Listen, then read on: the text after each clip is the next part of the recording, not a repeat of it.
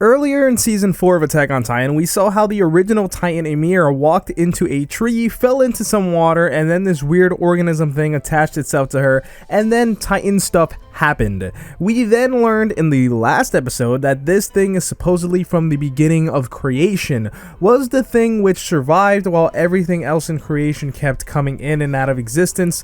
Therefore, Zeke simply referred to this thing as life, and according to him, every other living thing came from this life because it was able to change form and multiply. Then in the end fight, we see this creature still existing and going crazy as it squirms around and the others try to kill it. But the very last scene in this anime is a boy in the future, after wars have destroyed civilization once again, walking up to a tree which looks exactly like the tree Ymir ran into, and therefore hinting that this thing, this life from the beginning of creation that makes humans into Titans, might still be around, and this boy can be the founding Titan for a new era, and thus history repeats itself.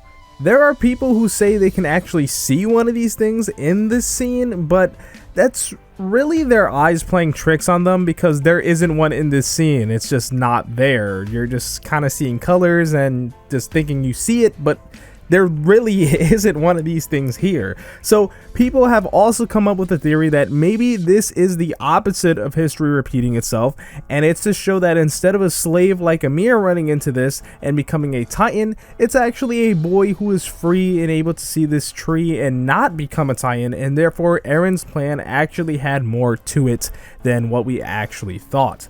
But you see, this thing is actually a real organism called a hallucigenia. But in real life, this isn't the origin of life. It's just a creature that existed and didn't attach itself to other things like making them into Titans. It apparently just ate dead things in the water like most microscopic organisms do.